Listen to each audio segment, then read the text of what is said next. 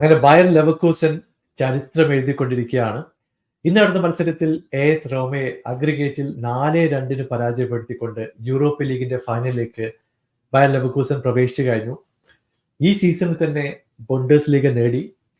Domestic കപ്പായിട്ടുള്ള DFB പൊക്കാലിൽ അവർ പ്രവേശിച്ചിട്ടുണ്ട്. ഈ 3 കപ്പും buyer Leverkusen നേടിയാലുള്ള അവസ്ഥ നിങ്ങളൊന്ന് ആലോചിച്ച് നോക്ക്. ജാബി അലോൺസോ പിള്ളേർക്ക് എന്താണ് കലക്കി കൊടുക്കുന്നതെന്ന് നമുക്കൊക്കെ അറിയാൻ താല്പര്യമുണ്ട്. Welcome to Balu football. അപ്പൊ നിങ്ങൾ ഈ ചാനൽ സബ്സ്ക്രൈബ് ചെയ്തില്ലെങ്കിൽ നിങ്ങളുടെ സപ്പോർട്ട് പ്രതീക്ഷിക്കുന്നു. ഇപ്പൊ മൊറീഞ്ഞോനെ സാക്ക് ചെയ്തതിനു ശേഷം ഡിറോസിക്ക് ചെറിയൊരു മാനേജർ ബൗൺസ് ഒക്കെ കിട്ടിയിട്ടുണ്ടായിരുന്നു. അവരുടെ പെർഫോമൻസ് ലീഗിൽ കുഴപ്പമില്ലാത്ത രീതിയിൽ മുമ്പോട്ട് പോയതുമാണ്. ഇപ്പൊ യൂറോപ്യൻ ലീഗിലേക്ക് വരുമ്പോൾ സെമി ഫൈനലിൽ ആദ്യ ലെഗിൽ 2 ഗോളിന്റെ ഡെഫിസിറ്റ് AS റോമക്കുണ്ട്. അപ്പൊ ഞാൻ പ്രതീക്ഷിച്ചത് റോമ കുറച്ചുകൂടി അഗ്രസീവായിട്ട് കളിക്കും, കളിയുടെ ആദ്യഘട്ടത്തിൽ തന്നെ 1-2 ഗോളൊക്കെ സ്കോർ ചെയ്ത് പ്രഷർ ലെവർകൂസൻ ഇടാൻ ശ്രമിക്കും എന്നൊക്കെ വിചാരിച്ചു. പക്ഷെ ഒന്നും നടന്നില്ല. വളരെ കൺസർവേറ്റീവ് ആയിട്ടാണ് ഡിറോസി AS റോമയെ ഇന്ന് സെറ്റപ്പ് ചെയ്തത്. അവരുടെ സ്ട്രാറ്റജി വളരെ ക്ലിയർ ആയിരുന്നു. ലോങ് ബോൾ ഇടുക, ലുക്കാക്കും ആസ്മോണും ബോക്സിൽ ഉണ്ടാവും. ഈ ബോൾ ഹാൻഡിൽ ചെയ്തുകൊണ്ട് ചാൻസുകൾ ക്രിയേറ്റ് ചെയ്യുക, കൺവേർട്ട് ചെയ്യാൻ ശ്രമിക്കുക എന്നുള്ളൊരു സ്ട്രാറ്റജിയാണ് അവർ ഫോളോ ചെയ്തത്. കളിയുടെ ആദ്യഘട്ടത്തിൽ 1-2 ഓപ്പർച്യൂണിറ്റി ലുക്കാക്കുവിന് കിട്ടി, പക്ഷേ പുള്ളിക്ക് അത് കൺവേർട്ട് ചെയ്യാൻ പറ്റിയില്ല. പിന്നീട് പതുക്കെ കളിയുടെ കൺട്രോള് ലെവർകൂസന്റെ സൈഡിലേക്ക് പോയി.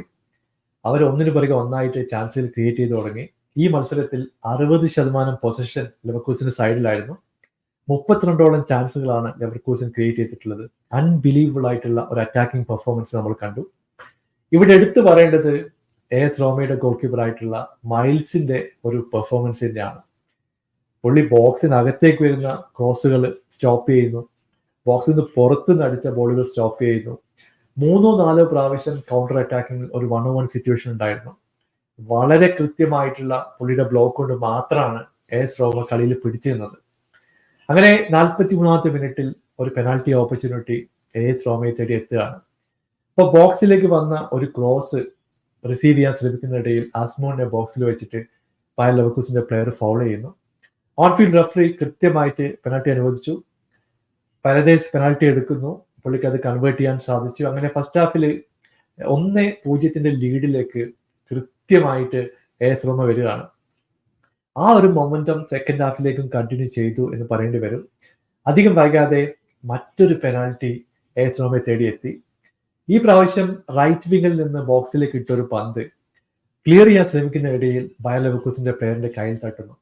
വാർ ഇന്റർവീൻ ചെയ്ത് കൃത്യമായിട്ടുള്ള ഒരു പെനാൽറ്റി AS റോമക്ക് കൊടുക്കുന്നു. രണ്ടാമത്തെ പ്രാവശ്യവും പരദേശ് വരുന്നു, വളരെ കൃത്യമായിട്ട് ലെഫ്റ്റ് വിങ്ങിലേക്ക് അടിച്ചുകൊണ്ട് ആ പെനാൽറ്റിയും കൺവേർട്ട് ചെയ്യുന്നു.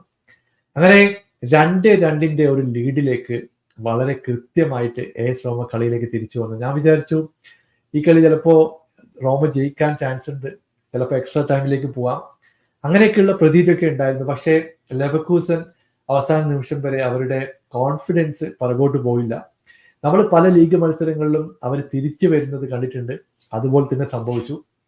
അധികം വൈകാതെ AS റോമ പ്ലെയറിൽ നിന്ന് ഒരു ബ്ലണ്ടറാണ് നമ്മൾ കണ്ടത്. ബോക്സിലേക്ക് വന്ന ഒരു സെറ്റ് പീസ് ഓപ്പർച്യൂണിറ്റി മൻസീനിയുടെ കയ്യിൽ തട്ടിയിട്ട് ഡിഫ്ലക്റ്റ് ആയി ഡയറക്റ്റ് ആയിട്ട് ബോക്സിലേക്ക് എത്തുന്നു. അങ്ങനെ ഒരു ഓൺ ഗോൾ വന്നതോടുകൂടി ബയർ ലെവർകൂസൻ അഗ്രിഗേറ്റിൽ 3-2 ലീഡിലേക്ക് വരികയാണ്. അതോടുകൂടി പാനിക് സ്റ്റാർട്ടായി. ഒരുപാട് അറ്റാക്കിന് വേണ്ടിയിട്ട് പ്ലേയേഴ്സിനൊക്കെ പുഷ് ചെയ്യാൻ തുടങ്ങി.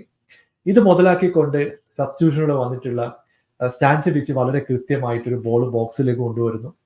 മൈൽസിനെ കബളിപ്പിച്ചുകൊണ്ട് അത് ഫിനിഷ് ചെയ്യുകയും ചെയ്തു. അങ്ങനെ ഇഞ്ചറി ടൈമിൽ 4-2 അഗ്രിഗേറ്റിലേക്ക് ബയർ ലെവർകൂസൻ എത്തുകയും ചെയ്തു.